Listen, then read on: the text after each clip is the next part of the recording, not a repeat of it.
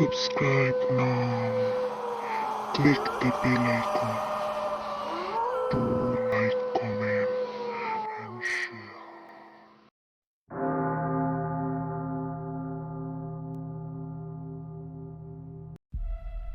শুরু হচ্ছে লি মাউন্টফোর্টের লেখা জঙ্গলে অমঙ্গলের ছায়া। গতদিন আমরা এই নভেলের যেখানে শেষ করেছিলাম, আজ তার পরবর্তী অংশ থেকে শুরু হবে। আজ আপনারা শুনবেন এই নভেলের 19তম পর্ব। তবে গল্প শুরুর আগে নতুন অডিয়েন্সদের কাছে রিকোয়েস্ট, যারা এখনো আমাদের পরিবারের সদস্য হননি তারা দয়া করে আমাদের চ্যানেলটিকে সাবস্ক্রাইব করে আমাদের পরিবারের সদস্য হন। তো শ্রোতা বন্ধুরা, শুরু করছি জঙ্গলে অমঙ্গলের ছায়া। আজ পর্ব 19। ভ্রু কুঁচকে উঠল কেনের। গেল কোথায় লাশটা? এমনকি কোনো দড়ির ফাঁসও দেখা গেল না। ফাঁকা, একদম ফাঁকা। মনে হচ্ছে না এখানেই কিছু আগে একটা বিভৎস লাশ লটকানো অবস্থায় ছিল। এটা কিভাবে সম্ভব হলো? একরাশ চাপা বিস্ময় আর অবিশ্বাস নিয়ে যেন নিজের মনেই বলে উঠল কেন। কিছু আগেও তো বডিটাকে এখানে দেখেছিলাম ঝুলন্ত অবস্থায়, নিজের চোখে দেখেছিলাম। ওটাকেই অনুসরণ করে আমি এখানে এসে পড়েছিলাম। কেনের এই শেষ কথাগুলো কানে যেতেই বিস্ময় আর আতঙ্কের পারদ এক ধাক্কায় কয়েকশো বেড়ে গেল জেমস আর রবার্টার। কি বলছে কেন? ওই লাশটাকে অনুসরণ করে কেন এখানে এসেছিল? কথাটার অর্থ মৃতদেহ আবার চলতে পারে নাকি? কি ভয়ানক! কি সব উদ্ভট কথা বলছে কেন? ওর কি মাথা খারাপ হয়ে গেল? মৃতদেহটাকে অনুসরণ করে তুমি এখানে এসেছিলে মানে? কথাটা বলতে গিয়েও বিস্ময়ে ঝরে পড়ল জেমসের গলায়। কি বলতে চাইছো তুমি? কেন ভাবনায় এতটাই আচ্ছন্ন হয়েছিল যে জেমসের প্রশ্নটা যেন শুনেও শুনতে পেল না। ওই জ্যান্ত লাশটা ওকে কিছু একটা দেখাবার জন্যই এখানে নিয়ে এসেছিল। এই বিষয়ে শতকরা 100 ভাগ নিশ্চিত সে। সেই পরিত্যক্ত গ্রামখানা দেখাবার জন্য। কিন্তু এখন ওটা গেল কোথায়? কেনের কাছ থেকে কোনো জবাব না পেয়ে এবার গলার স্বর খানিকটা চড়িয়েই ডেকে উঠল জেমস। এবার যেন কেনের সঙ্গীত ফিরল। বলে উঠল, হ্যাঁ? ভাবনার জগৎ থেকে ফিরে এলো বাস্তবে। ঘাড় ঘুরিয়ে তাকালো জেমসের দিকে। জেমস জিজ্ঞেস করল, তুমি এক্ষুনি কি যেন বলছিলে? ওই মৃতদেহটাকে অনুসরণ করে তুমি নাকি এখানে এসেছো? কথাটার মানে? এ কথায় কেন এবার একটু ইতস্তত করতে লাগলো। কি বলবে তখনই মুখে কোনো জবাব এলো না। ক্যাম্পে ফিরে এসে জেমস আর রবার্টাকে হারিয়ে যাওয়া গ্রামটির ব্যাপারে সবকিছু বলেছিল। এমনকি একটা পুরনো পচা লাশ দেখতে পেয়েছে সেটাও বলেছে, কিন্তু বলেনি যে ওই লাশটাকে অনুসরণ করেই পরিত্যক্ত গ্রামটাকে খুঁজে পেয়েছিল। ইচ্ছে করেই ওটা চেপে গিয়েছিল সে, কারণ সে জানতো জেমস আর রবার্টাকে এই কথাটা বললে ওরা কোনো অবস্থাতেও ওর সঙ্গে আসতে রাজি হতো না। অথচ ওই পরিত্যক্ত গ্রামে ঢুকে অনুসন্ধান কাজ চালাবার জন্য জেমসের সাহায্য একান্ত দরকার তার। তাই ইচ্ছে করেই জ্যান্ত লাশটার কথা চেপে গিয়েছিল সে। আবার ওর এমন সাহসও হয়নি যে একা একা ওই গ্রামের ভেতর ঢুকে শতাব্দী প্রাচীন পরিত্যক্ত একটা ভুতুড়ে গ্রামে ঢুকে টনিকে খুঁজবে, এমন বুকের পাটা ওর নেই। অজান্তেই ওর মনে একটা অন্য কিছুর অজানা আতঙ্ক জমে উঠেছিল। এত ভয় পেয়েছিল যে এইরকম ভয় ও জীবনে এর আগে কখনো পায়নি। তাই একা একা জায়গাটায় যাওয়া ওর পক্ষে সম্ভব হয়নি। তাই ও ক্যাম্পে ফিরে জেমসকে সবকিছু বললেও শুধু চেপে গিয়েছিল সেই পরিত্যক্ত গ্রামটাকে আবিষ্কারের ব্যাপারে। কিভাবে জীবন্ত মৃতদেহটা পথ প্রদর্শক হয়ে উঠেছিল। কেন? এবার জেমসের উচ্চকিত কণ্ঠস্বর ফের যেন চাবুকের মতো আছড়ে পড়ল কেনের গালে। থতমত খেয়ে কেন আমতা আমতা করতে লাগলো। তারপরেই বুঝল এবার ওকে আসল সত্যটা বলতেই হবে। আর কোনো লুকো ছাপার জায়গা নেই। অজান্তেই ও বলে ফেলেছে সেই ভয়ানক সত্যটা। তাই ঠোঁট দুটো একবার চিঠি কেন আমতা আমতা করে মানে আমি তখন কিছু দেখেছিলাম। যখন যখন আমি টনিকে খুঁজতে এই গাছটার কাছাকাছি এসে পড়েছিলাম, তখন দেখি জঙ্গলের মাঝে একটা মানুষ যেন দাঁড়িয়ে আছে। সে বোধহয় আমার দিকেই তাকিয়েছিল। এবার আতঙ্কে প্রায় চিৎকার করে উঠে রবার্তা বলল, নিশ্চয়ই সে মাদার সিবেট হবে। না না, প্রায় সঙ্গে সঙ্গেই বলে উঠল কেন, একটা পুরুষ মূর্তি।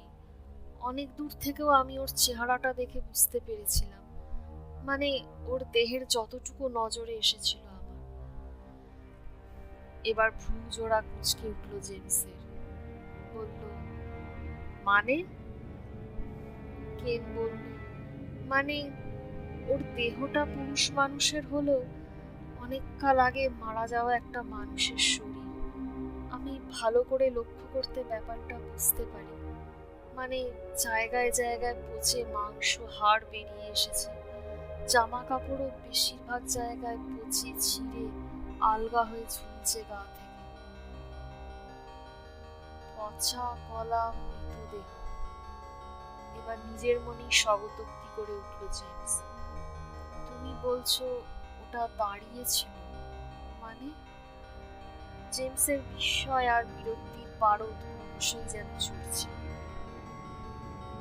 তুমি কি বলতে চাইছো বলো তো? খানিকটা বিরক্তি মেশানো কঠিন স্বরে বলে উঠল জেমস। কেন বলতে লাগলো, খুব পুরনো একটা মৃতদেহ, মানে অনেকদিন আগে মারা গেছে। আর হাড় মাংসগুলো গলে গলে বেরিয়ে আসছিল শরীর থেকে। ওটা দাঁড়িয়েছিল আমার থেকে কয়েকশো গজ দূরে। আমি ভাবছিলাম একটা মৃতদেহ এইভাবে বছরের পর বছর দাঁড়িয়ে থাকবে কি করে। অনেকক্ষণ ধরে ভাবছিলাম এমনটা কি করে সম্ভব। আর তারপরেই আমার চোখের সামনে ওই লাশটা একটা বিশেষ পথ ধরে হাঁটতে লাগলো। হ্যাঁ, ওটা হাঁটছিল। আর আমার কি যে হলো কে জানে, আমিও ওকে অনুসরণ করতে লাগলাম। এবার বিস্ময়ে জেমসের কথা জড়িয়ে সে বলল, এসব তুমি কি বলছো কেন? এসব কি শুনছি তোমার মুখে? খানিকটা অবিশ্বাসের হাসি খেলে গেল জেমসের ঠোঁটের গোড়ায়। বলল, তুমি বলতে চাইছো তুমি একটা জ্যান্ত মৃতদেহকে অনুসরণ করে এখানে এসে পড়েছিলে? একটা জম্বিকে? হাসতে লাগলো জেমস। কেন অবশ্য ওর হাসিতে চোখ দিল। ওটা যাই হোক, ওটা কোনো সাধারণ ডেড বডি ছিল না। কোনো স্পিরিট বা প্রেত মূর্তি ছিল। ওটা একটা বিশেষ উদ্দেশ্য নিয়ে আমাকে এখানে এনে ফেলেছিল। বোধহয় কিছু দেখাতে চেয়েছিল। আমাকে এখানে নিয়ে এসেই সে অদৃশ্য হয়ে গিয়েছিল। তারপরেই আমি দেখি এই গাছটার মগ ডালের সঙ্গে ঝুলে রয়েছে বডিটা। কিন্তু বলতে বলতে গাছের মাথায় কেনে দৃষ্টি চঞ্চল হয়ে ঘুরতে লাগলো। অস্ফুটভাবে বলল, এখন তো লাশটাকে কোথাও দেখছি না। অদৃশ্য হয়ে গিয়েছে? এবার বাকিটুকু যোগ করে বলল রবার্তা। অবিশ্বাসের হাসি হেসে জেমস বলল, যা শুনছি তো পুরো পাগলের প্রলাপ। খানিকটা ক্রুদ্ধ হয়ে এবার কেন বলল, দেখো, আমি যা দেখেছি তোমাদের সেটাই বললাম, একটা শব্দ বাড়িয়ে বলছি না। জেমস বলল, মানছি তুমি যা বলছো সব ঠিক, কিন্তু আমার মাথায় আসছে না তুমি এই জ্যান্ত মৃতদেহটাকে দেখেও কি করে ওর অনুসরণ করবে। এমন একটা কাজ করার কথা তোমার মাথায় এলো কি করে? এটা কত বড় বিপজ্জনক হতে পারে তোমার কি সেটা একবারও মাথায় এলো? এখন তো তুমি নিজেও বিপদের গর্তে ঢুকে পড়েছ, আর আমাদেরও ঢুকতে বাধ্য করেছ। এসব কি শুনছি কেন? এসব তুমি কি করলে? কেন এবার কাতর ভাবে বলল, কিন্তু টনিকে খুঁজতে হবে যে। আমার খালি মনে হচ্ছে মাদার সিবেট ওকে এখানেই নিয়ে এসেছে। কাঁধ ঝাঁকিয়ে জেমস বলে উঠল, তাই? তুমি কি এ ব্যাপারে নিশ্চিত? একটা অস্বাভাবিক প্রেতকায়া যেটা চাইছে তুমি তাকে অনুসরণ করো, সে তোমাকে একটা বিশেষ উদ্দেশ্যে এখানে নিয়ে এসেছে। এর ওপর রবার্টটাও গত রাতে মাদার সিবেটকে নিজের চোখে দেখেছে। এ থেকে কি মনে হচ্ছে আমরা একটা বিশেষ শক্তির খেলার পাত্রে পরিণত হয়েছি? কোনো অজানা অপার্থিব শক্তি আমাদের নিয়ে খেলা করছে। জেমসের কথাটা এবার কেনেরও মনে ধরল। এতক্ষণে তার মনে হতে লাগলো কাজটা মোটেও ঠিক হয়নি। যা কিছু ঘটেছে এতক্ষণ তা মোটেও স্বাভাবিক নয়। সে নিশ্চয়ই তখন সবশে ছিল না। যদি থাকতো তাহলে সাত করে ওই জ্যান্ত মৃতদেহটাকে অনুসরণ করার দুঃসাহস দেখাতো না। সে আসলে তখন অন্য শক্তির দ্বারা চালিত হচ্ছিল। দেখি কোথায় তোমার সেই পরিত্যক্ত গ্রাম। বলতে বলতে জেমস সেই ঢালু জায়গাটার দিকে এগিয়ে গেল। যদি সত্যিই থাকে এই পরিত্যক্ত গ্রাম তাহলে নেমে দেখা যাবে, আর যদি না থাকে তো জানতে হবে কেউ আমাদের নিয়ে নিষ্ঠুরভাবে খেলছে। জেমস ঢালু জায়গাটার কিনারে দাঁড়িয়ে নিচের সমতল ভূমিকে দেখতে লাগল। কেন বলে উঠল পেছন থেকে, কি দেখছো? দেখতে পাচ্ছ গ্রামটাকে? ঘাড় ঘুরিয়ে ওর দিকে চেয়ে জেমস দুপাশে মাথা নেড়ে বলল, যা অনুমান করেছিলাম, কিচ্ছু নেই ওখানে।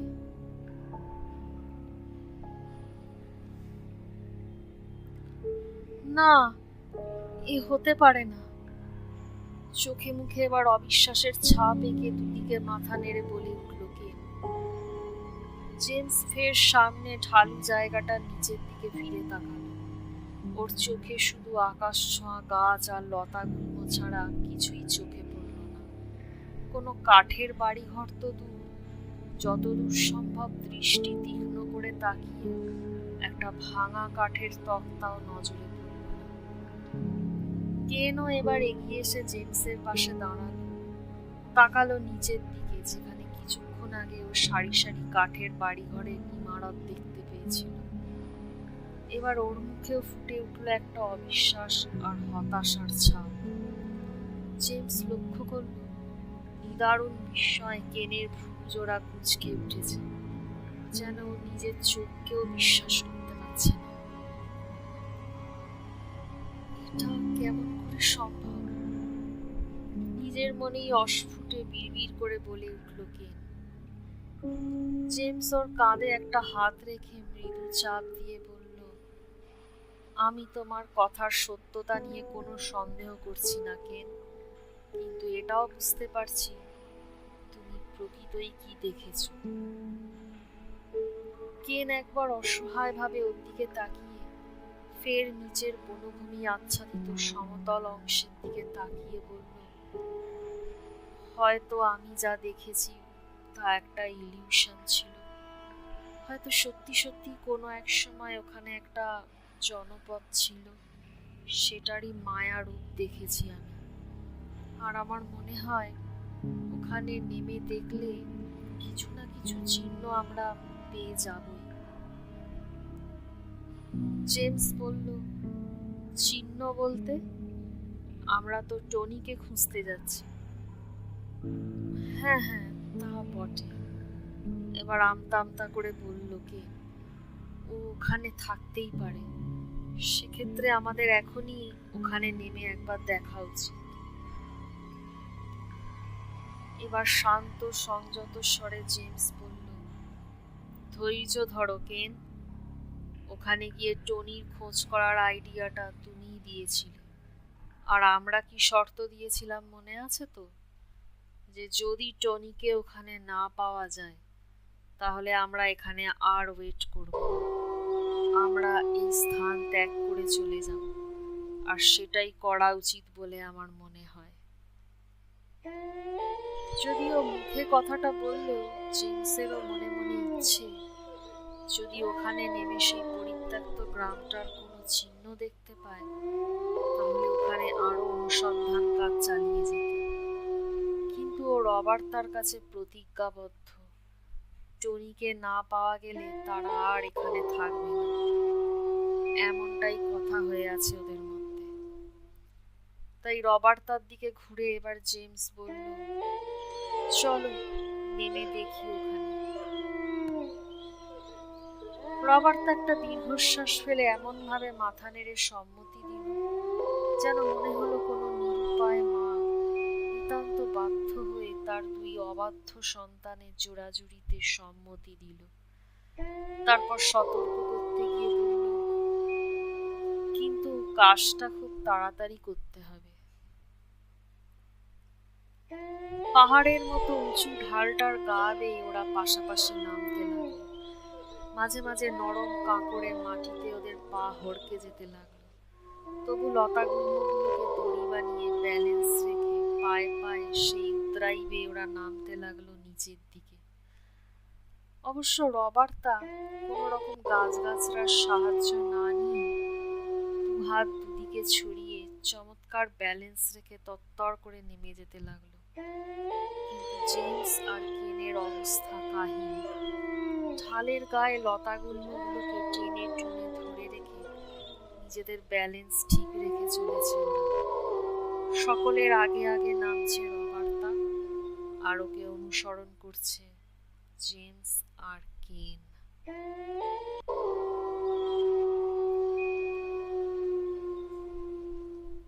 শ্রোতা বন্ধুরা, এই পর্বটি এখানেই সমাপ্ত। আগামী পর্ব নিয়ে আমি খুব শিগগিরই আসছি। আপনাদের আমাদের চ্যানেল ভালো লাগলে দয়া করে আমাদের চ্যানেলটিকে সাবস্ক্রাইব করবেন, লাইক করবেন, কমেন্ট দিয়ে নিজেদের মতামত দেবেন। ধন্যবাদ।